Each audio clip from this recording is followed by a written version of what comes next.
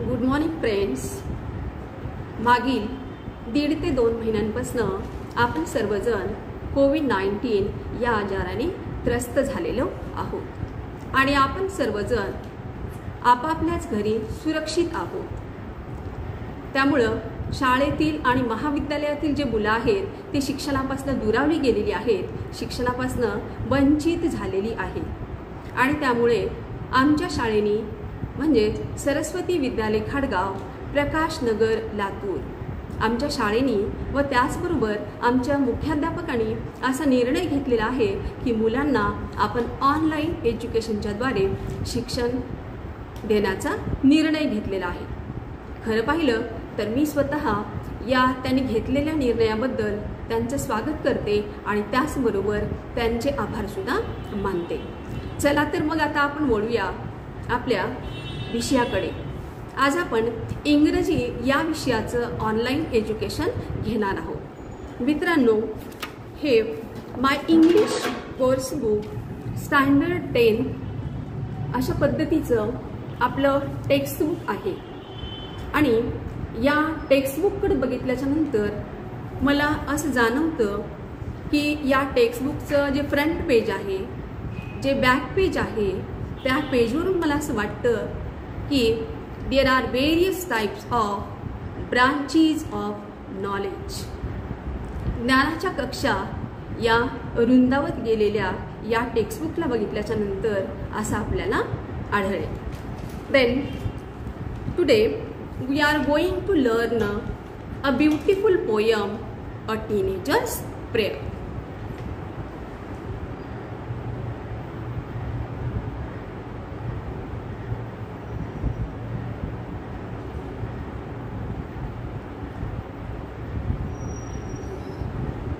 Friends, today we are going to learn a beautiful poem, A Teenager's Prayer. This poem is written by the great poet J. Maudsley. First of all, I introduce to the title of this poem. As you all of us know that title of this poem, A Teenager's Prayer. Here, teenage means a person who is between 13 to 19 years of age. That is called a teenagers. Here, teenage means 13,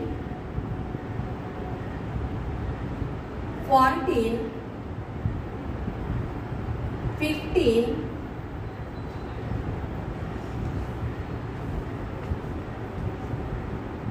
16, 17, 19 यामध्ये जे teens आलेले आहेत त्यांना teenagers असं म्हटलं जातं. Then in this poem a teenagers prayer, the poet says that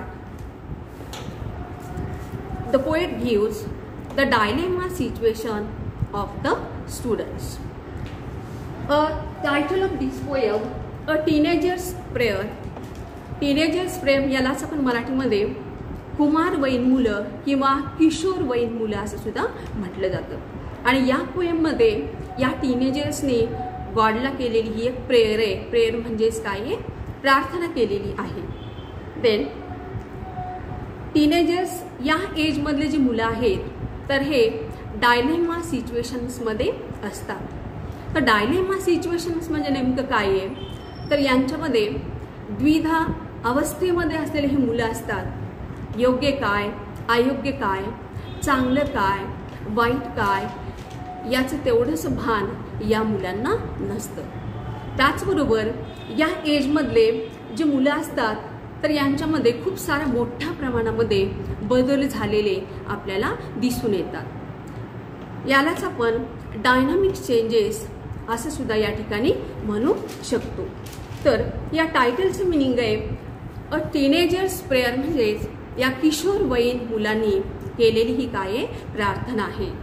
then teenagers prays to God how to live a happy life. या teenage age या मुलांवरनं मला एक गोष्ट या ठिकाणी आठवलेली आहे की जसा एखादा कुंभार त्याला जेव्हा मातीचं मडकं तयार करायचं असतं तर अशा वेळेला हा त्या मातीच्या गोळ्याला सुंदर आकार देतो आणि त्याला जसं पाहिजे त्या पद्धतीचं तो भांडं किंवा मडकं तयार करतो.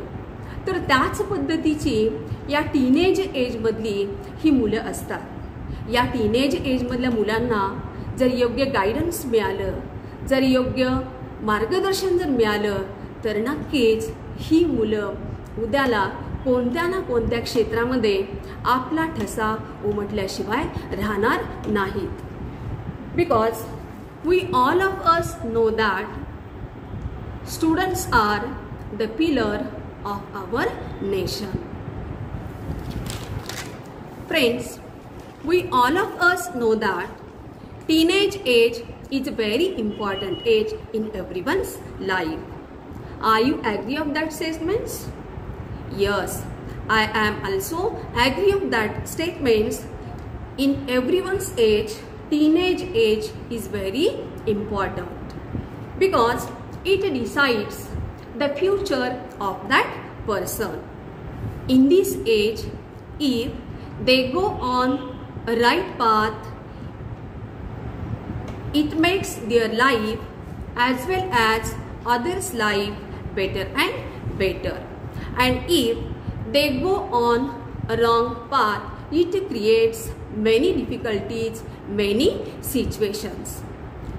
Here in this poet, the speaker is the poet or the narrator is the poet, and the narrator or the speaker says as if he is a teenager, and in this poem the speaker or the narrator says how the teenager's age, how he faces many difficulties and many problems in his life. As well as the poet says that a teenager prays to God how he led to him a successful life and to reach at the top of success.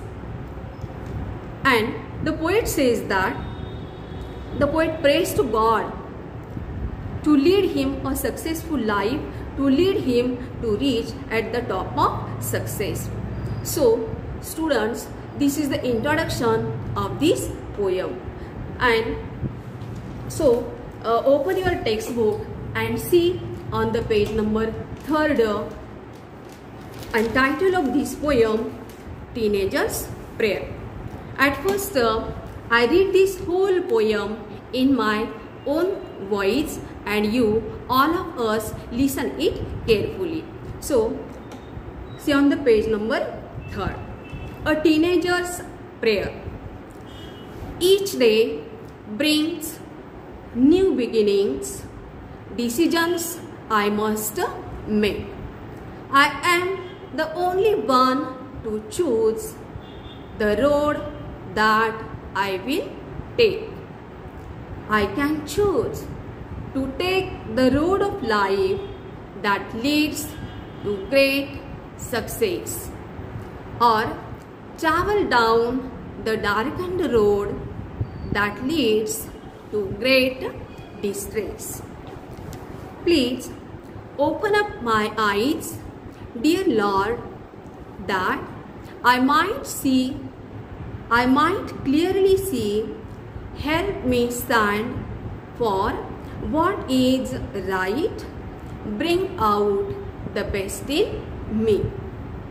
Help, Lord, to just say no when temptation comes my way, that I might keep my body clean and fit for life each day. When my teenage years are over, I know that I will see that life is lived its very best with you walking next to me. This is the whole poem. Then, after reading the whole poem, I explain one by one stanza and then explain it in English as well as our mother tongue. So, I read once again the first stanza of this poem. The first stanza is given here. Each day brings new beginnings. Decisions I must make. I am the only one to choose the road that I will take. Friends, in the first stanza, the poet says that each day brings new beginnings. That means each day brings new ideas. Each day brings new hopes, or as we can say that each day brings the new rays of the sun. Then, as each day brings the new rays of the sun, and just like this, as a teenager, the child is a pray to God. Every day I have to do something new in each and every day. The second line is given here. Decisions I must make.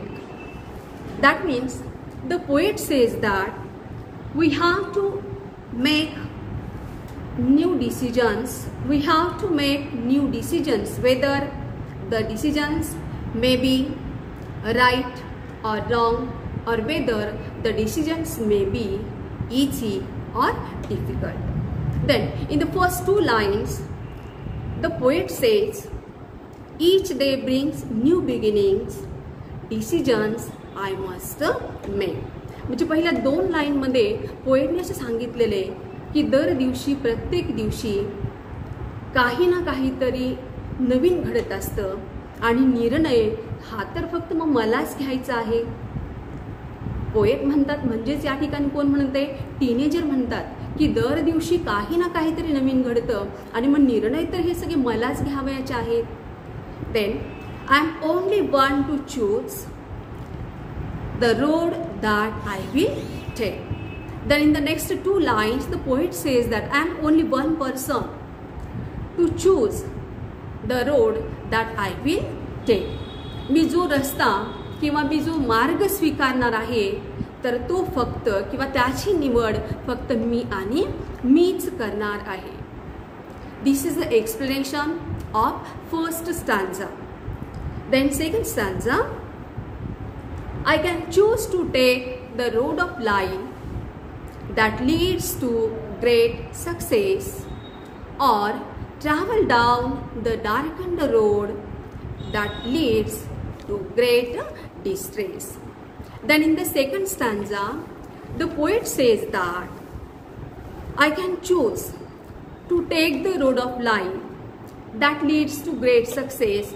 That means that leads to in a positive way, that leads to the top of success. Or else the poet says that I can travel down the evil of path. That means it takes to difficult situations that leads to great distress. Here in the second stanza, the poet is trying to tell us the dilemma situation of the teenager. म्हणजे या दुसऱ्या स्टांजामध्ये पोएटने असं सांगितलेले की I can choose to take the road of life. मीच काय करणार आहे तर मलाच जो योग्य निर्णय मला जो घ्यायचा आहे, मी माझ्या लाईफमध्ये यशस्वी होण्यासाठी, सक्सेसफुल होण्यासाठी मी योग्य निर्णयच निवडणार आहे. यशस्वी होण्यासाठी योग्य निर्णय निवडण्याची मला गरज आहे. आणि त्याचबरोबर पोएट असं सांगतात की there are two ways or two paths.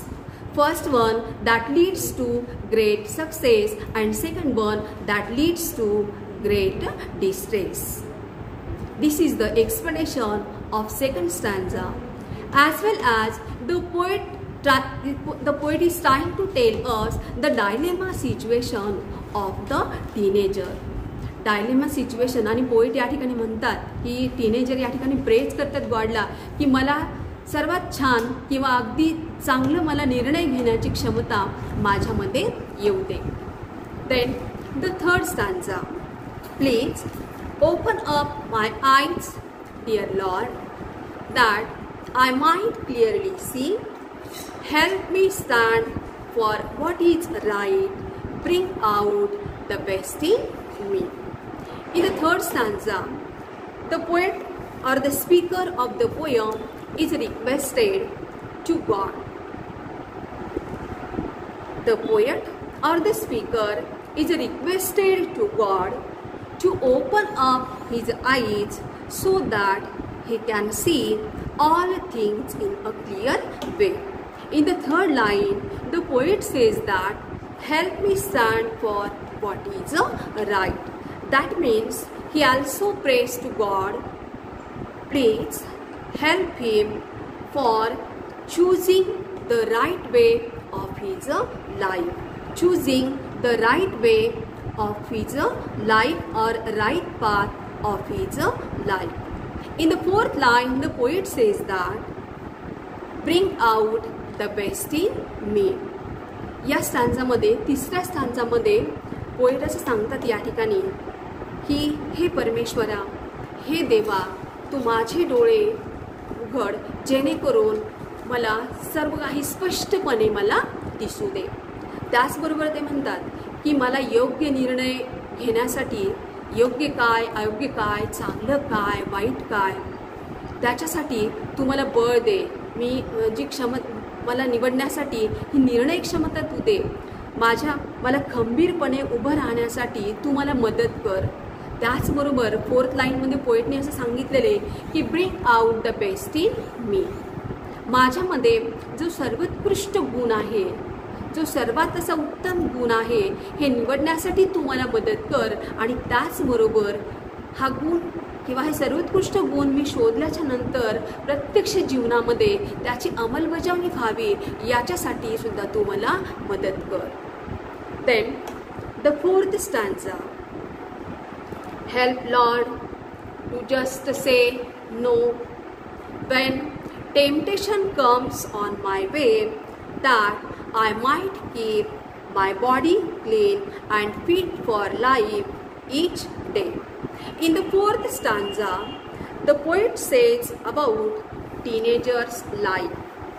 The poet knows about teenagers' life as there are so many difficulties, there are so many problems in the life of the teenagers, and the poet knows about very well the teenagers' problems, the teenagers' situations, and the poet says that when temptation comes in my way, at that time the poet says, help Lord to just say no, because temptation creates problems. Tempting situation makes teenager weaker, and so teenager avoid tempting situation as well as teenager avoid temptations. Also, he wants to keep himself clean by character and physically or mentally. In short, we can say that he prays to God to keep away from the temptation or to keep away from all the bad things. या fourth स्टॅन्झामध्ये poet असे या ठिकाणी म्हणतात की हे देवा, हे परमेश्वरा, तू आम्हाला मदत कर की ज्या ज्या वेळेला आमच्यामध्ये टेम्पटेशन म्हणजेच काय तर चुकीची गोष्ट करण्याचा मोह ज्या वेळेला निर्माण होईल तर त्यावेळेला तू आम्हाला नाही म्हणण्यासाठी ठामपणे मी ही गोष्ट करणार नाही असं म्हणण्याचं बळ माझ्यामध्ये येऊ दे. कारण पोएटला माहिती आहे की when temptation comes in my way, then teenager becomes weaker. That's why the teenager avoids temptation. Teenager keep away from all the bad things. Then ज्या ज्या वेळेला माझ्यामध्ये असं निर्माण होईल टेम्पटेशनचा मोह म्हणजे वाईट गोष्ट करण्याचा मोह निर्माण होईल तर त्यावेळेला पोएट म्हणतात की मला नाही म्हणण्याचं, नकार देण्याचं तू बळ त्या ठिकाणी दे. That I might keep my body clean. Then in the next line the poet says that the poet wants to keep himself clean by character, by physically as well as mentally. Then and fit for life each day. Poet असं म्हणतात की प्रत्येक दिवशी मला तंदुरुस्त राहायचे, यासाठी तू मला मदत कर.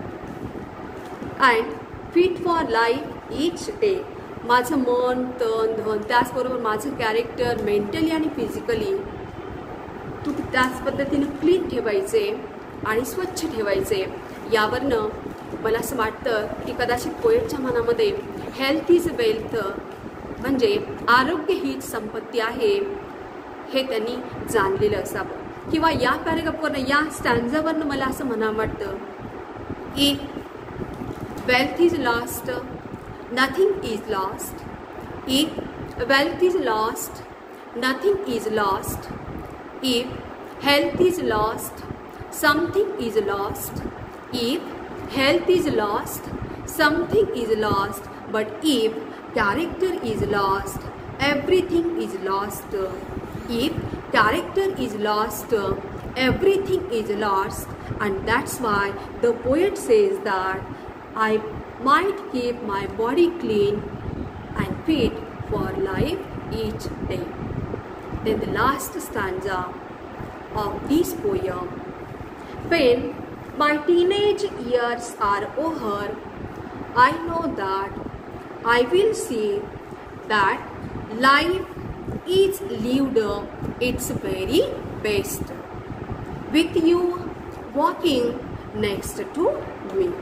In the last stanza, the poet says that when teenage years are over, and at that time the teenager becomes a citizen of our nation, and the poet says at that time he did many things. That means the teenager did many things because of guidance of God. Teenager did many of the things because God shows him the right way. God shows him the right path. And that's why the teenager says that life is lived its very best with you walking next to me. या शेवटच्या स्टॅन्झामध्ये poet असं म्हणतात की ज्या वेळेला माझे teenage years संपतील, म्हणजे ज्या वेळेला माझं बालपण संपणार आहे आणि त्यावेळेला मी एक सुजाण नागरिक बनणार आहे. Naturally he become happy when he become a citizen of our nation. आणि त्यावेळेला असं पोएट म्हणतात की ज्यावेळेला मी मागं वळून पाहणार आहे तर त्यावेळेला नक्कीच मला असं वाटेल की मी जे जगलो आहे, माझं जे बालपण मी जगलेलो आहे तर ते अगदी सर्वोत्कृष्ट जगलेलो आहे. आणि हे फक्त आणि फक्त केवळ कुणामुळे तर तुम्ही मला केलेल्या मार्गदर्शनामुळे, तुम्ही मला दिलेल्या योग्य गायडन्समुळे. That's why the poet or the teenager says in the last line, he did many things because of guidance of God, because of the God shows him the right way, God shows him the right path. This is the end of this poem. In this poem, new words are there or some unfamiliar words are here. First word, darkened. The words are given also in our textbook or in our margin. The word darkened here, it refers to evil. That means अंधकारमय जीवन. Next word is distress. Distress means great worry or strain, म्हणजेच यातना किंवा दुःख. Then next word, temptation. A strong wish to do something bad or wrong. चुकीची गोष्ट करण्याचा मोह. So after finish,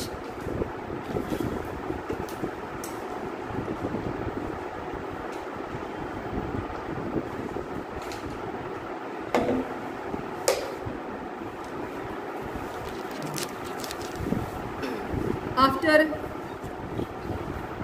completed our poem, then we take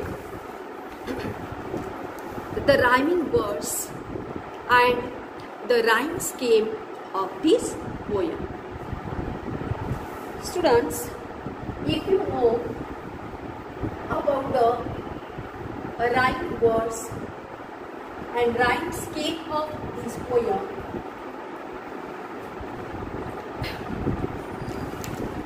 rhyming words आणि rhyme scheme बघत असताना प्रत्येक स्टॅन्झामध्ये आलेला शेवटचा वर्ड आपण काय करायचं आहे, अगोदर घ्यायचा आहे. तर या फर्स्ट स्टॅन्झामधला जो लास्ट वर्ड दिलेला आहे तो आहे बिगिनिंग्स.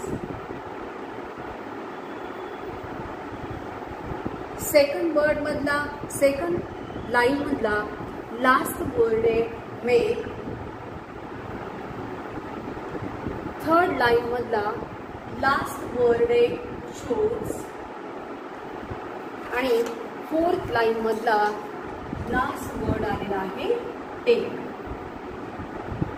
आज आपण अगोदर रायमिंग वर्ड्स बघूया आणि त्याचबरोबर सोबत राईम स्कीम हे पण या ठिकाणी आपण बघूया.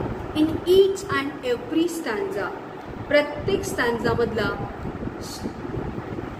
लास्ट वर्ड बघायचं. या ठिकाणी मी बोर्डवरती फर्स्ट स्टॅन्झा यामध्ये लास्ट वर्ड घेतलेले आहेत. फर्स्ट लाईनमध्ये आहे बिगिनिंग्स, सेकंड लाईनमध्ये आहे मेक, थर्ड लाईनमध्ये आहे चूज आणि फोर्थ लाईनमध्ये आहे टेक. रायमिंग वर्ड्स या ज्याला की आपण यमक जुळणारे शब्द असं सुद्धा याला म्हटलं जातं. तर याच्यामध्ये आपण बघू की मेक आणि टेक हे दोन फर्स्ट स्टॅन्झामधले रायमिंग पेअर्स आहेत. या राईम पेअर्स लिहिण्यासाठी मेक, टेक हे फर्स्ट स्टॅन्झामधले रायमिंग वर्ड्स आहेत. त्याच पद्धतीनं सेकंड स्टॅन्झामध्ये पण सक्सेस आणि डिस्ट्रेस.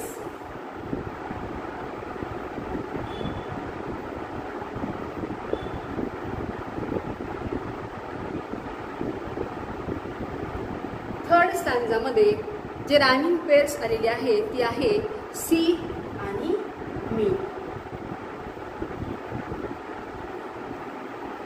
त्यानंतर फोर्थ स्टॅन्झामध्ये रायमिंग पेअर आहे वे, डे. आणि लास्ट स्टॅन्झा यामध्ये रायमिंग पेअर आहे सी आणि मी.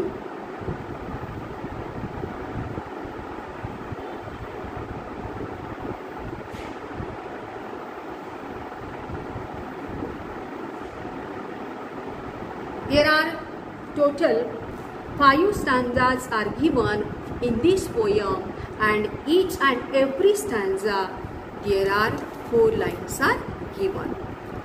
हे झाले रायमिंग वर्ड्स. आता आपण त्याच पद्धतीनं राईम स्कीम पण बघूया.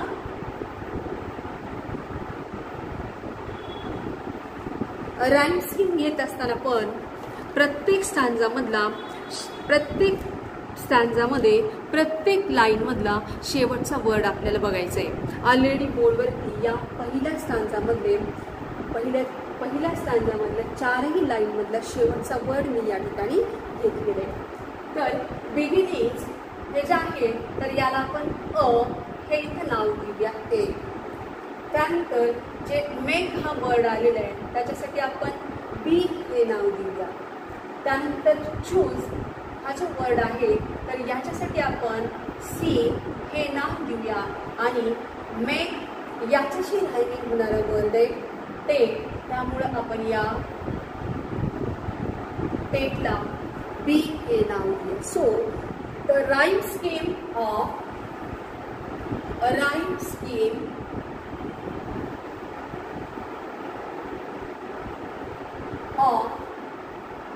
the first stanza is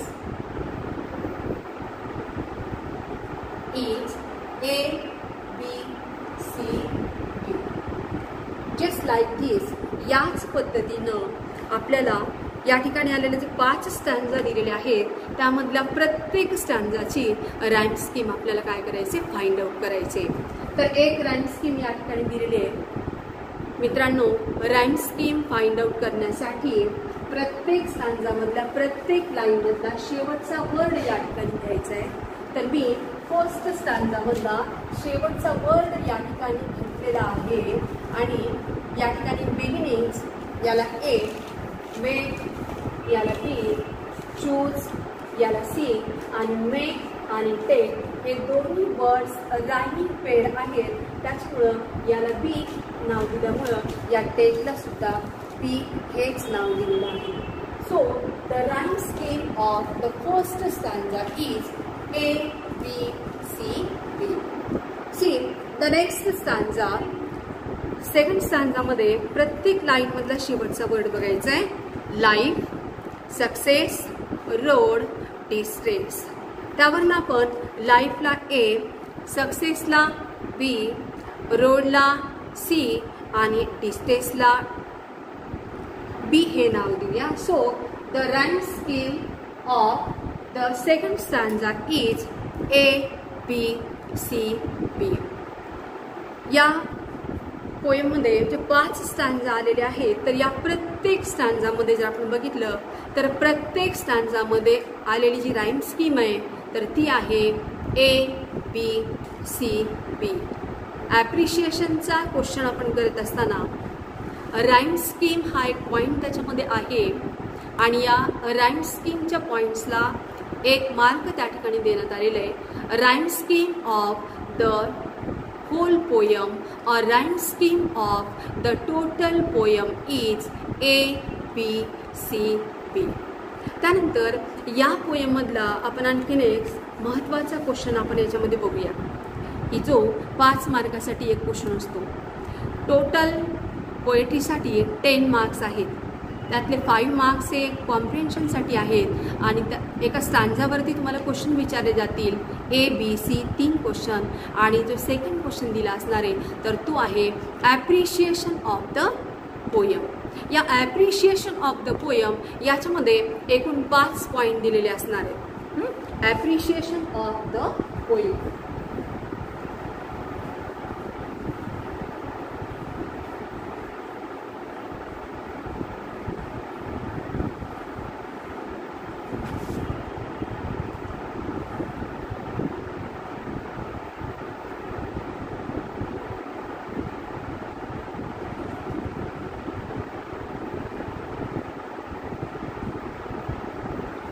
एकूण जुन्या सिलेबसमध्ये जर आपण बघितलं किंवा जुना क्वेश्चन पेपरचा पॅटर्न जो होता त्याच्यामध्ये जर बघितलं आपण तर या ॲप्रिशिएशन ऑफ क्वेश्चनसाठी 10 मार्क होते. पण आता न्यू पॅटर्ननुसार याचं वेटेज थोडंसं कमी केलेलं आहे आणि ॲप्रिशिएशन ऑफ द पोयम याच्यामधले काही पॉईंट्ससुद्धा त्या ठिकाणी कमी केलेले आहेत आणि आता हा क्वेश्चन फक्त 5 मार्कासाठी ठेवलेले आहे. तर यातला जो पहिला पॉईंट दिलेला मित्रांनो पेज नंबर 5 वरती हा क्वेश्चन पण या ठिकाणी आपल्या टेक्स्टबुकमध्ये सुद्धा दिलेले आहे. पण याच्यामध्ये देताना 8 पॉईंट्स दिलेले आहेत. यातले काही पॉईंट्स आपल्याला मायनस करून घ्यायचे. तर फर्स्ट पॉईंट या ठिकाणी असणार आहे title. Title of this poem. Title of this poem is A Teenager's Prayer. Second point या ठिकाणी आहे poem. Poet of this poem is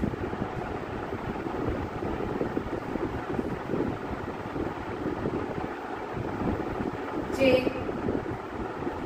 Moss.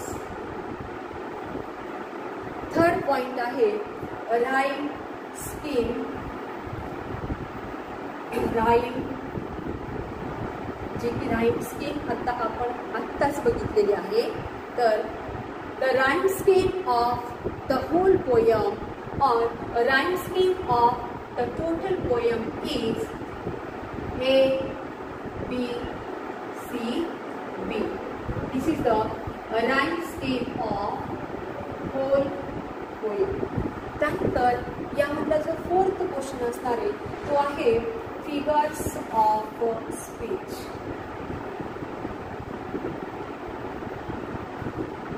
There are various figures of speech are used in this poem. For example, metaphor,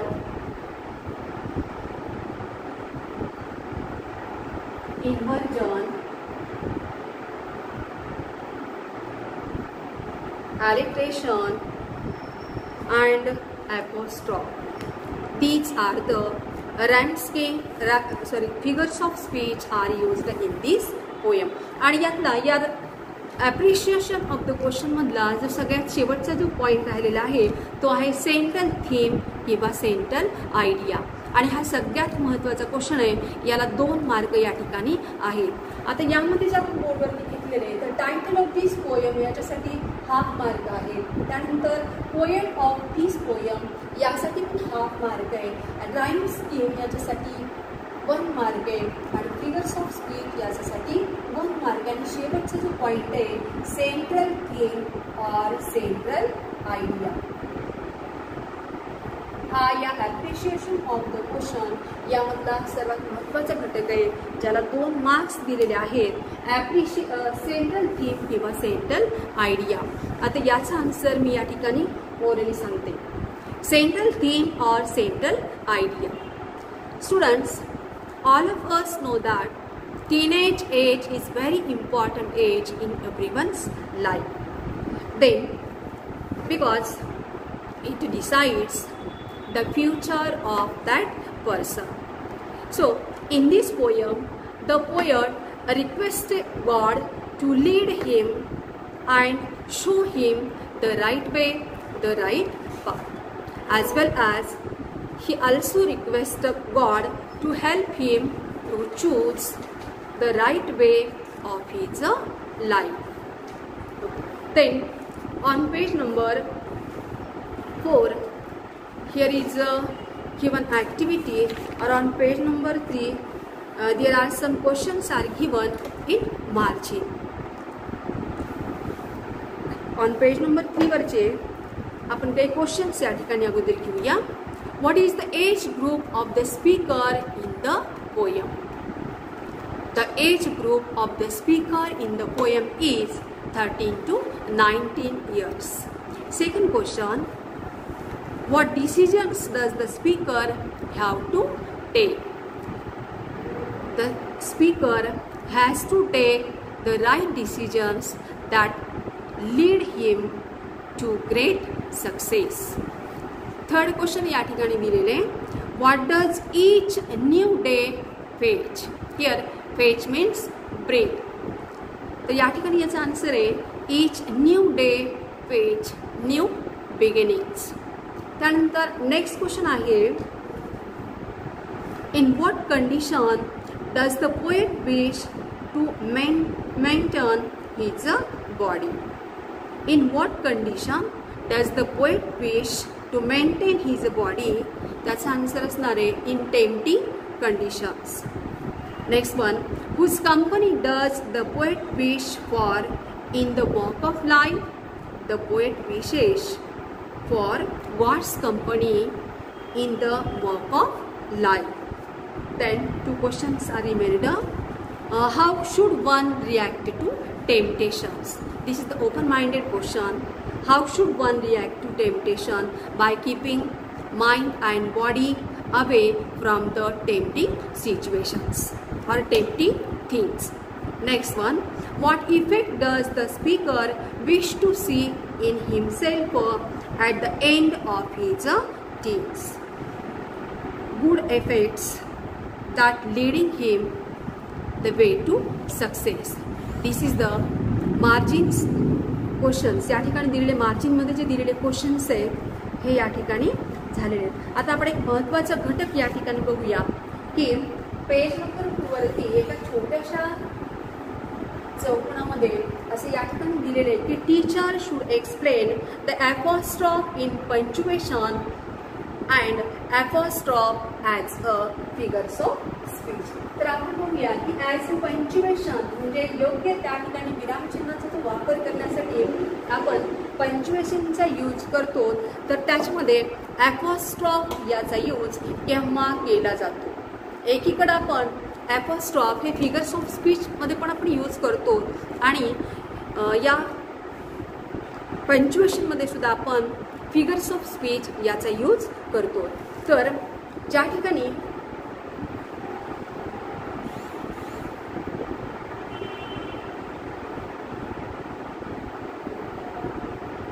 punctuation सुरुवातीला आपण पंक्च्युएशनमध्ये या ॲपॉस्ट्रॉफ याचा वापर कशा पद्धतीने केला जातो आपण हे बघूया.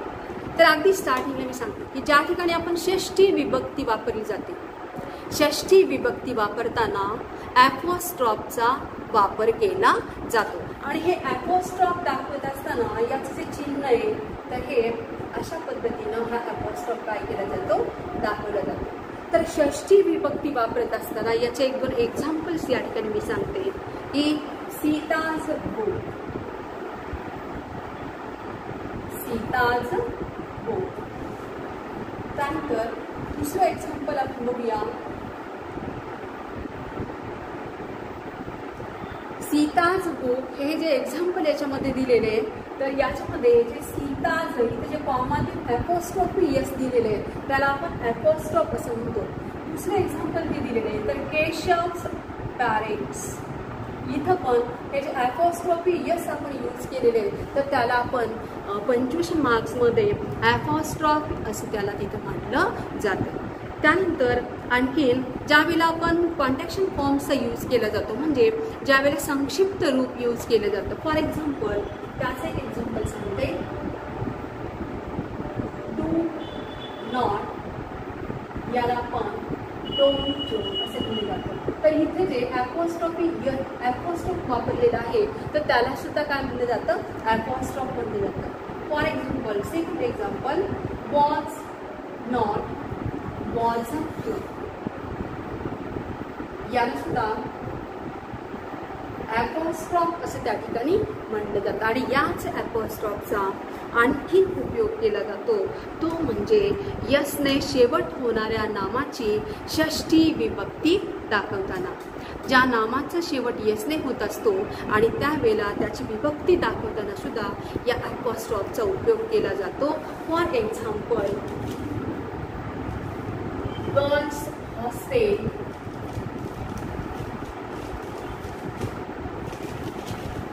या ठिकाणी हे जे ॲपॉस्ट्रॉफ यूज केलेले. फॉर एक्झाम्पल बॉईज हॉस्टेल, इथं जे ॲपॉस्ट्रॉफ यसचं यूज केलेलं आहे तर त्यालाच ॲपॉस्ट्रॉफ असं सुद्धा म्हटलं जातं. त्यानंतर आपण याच ॲपॉस्ट्रॉफचा उपयोग फिगर्स ऑफ स्पीचमध्ये सुद्धा केला जातो. तर in poetry very often there are lines in which the poet seems to talk directly to an absent person, an abstract idea or thing or object. Then for example असं आपण म्हणूया की या ॲपॉस्ट्रॉफला figures of speech म्हणून use करत असताना परोक्ष संबोधन असं म्हणलं जातं. मृत व्यक्ती असेल, अमूर्त कल्पना असेल तर अशा वेळेला त्यांना उद्देशून जे कथन केलं जातं तर त्याला ॲपॉस्ट्रॉफ हे फिगर्स ऑफ स्पीच असं नाव दिलं जातं. याचे एक्झाम्पल जर आपल्याला बघायचं असेल तर आपण बघूया, good bye my dear old home, good bye my dear old home. हे जे एक्झाम्पल आहे तर हे फिगर्स ऑफ स्पीच आणि त्यामध्ये सुद्धा ॲपॉस्ट्रॉफ हे फिगर्स ऑफ स्पीच यूज केलेले. तर मला वाटतं इथं तुमच्या लक्षात आलं असेल की ॲपॉस्ट्रॉफचा फिगर्स ऑफ स्पीचमध्ये पण यूज केला जातो आणि ॲपॉस्ट्रॉफचा पंक्च्युएशन मार्क्समध्ये सुद्धा यूज केला जातो. या ठिकाणी आपल्याला दुसरं जर या फिगर्स ऑफ स्पीचचं जर एक्झाम्पल बघायचं असेल तर आपण आणखी सांगू शकतो की Bapu, India is in need of you today. हे सुद्धा एक्झाम्पल आपण या ॲपॉस्ट्रॉफ या फिगर्स ऑफ स्पीचचं देऊ शकतो. त्यानंतर ऑन पेज नंबर 4 वरती या ठिकाणी क्वेश्चन दिलेला आहे की choose the correct alternative and complete the given sentence. First sentence say, according to the poet, dash are brought by each new day.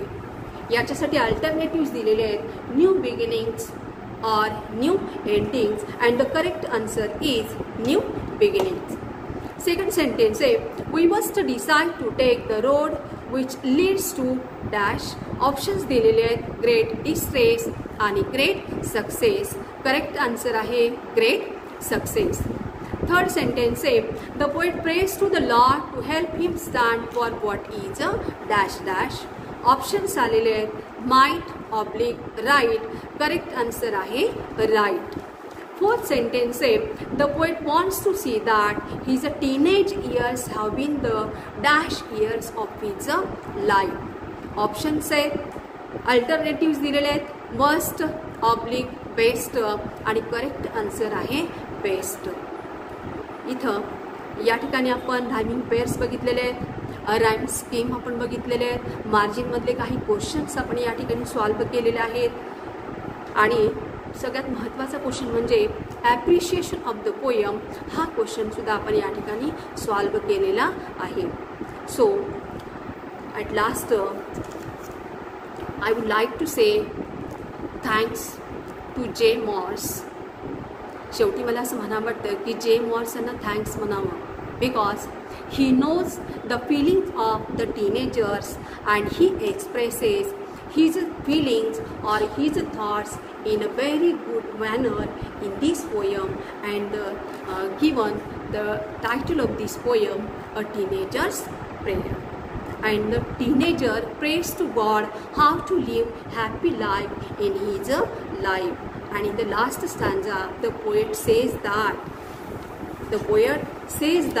when his teenage years are over, and when his teenage years are over, he did many of the things because of guidance of God, or God gives him the right way, God gives him the right path. So thank you.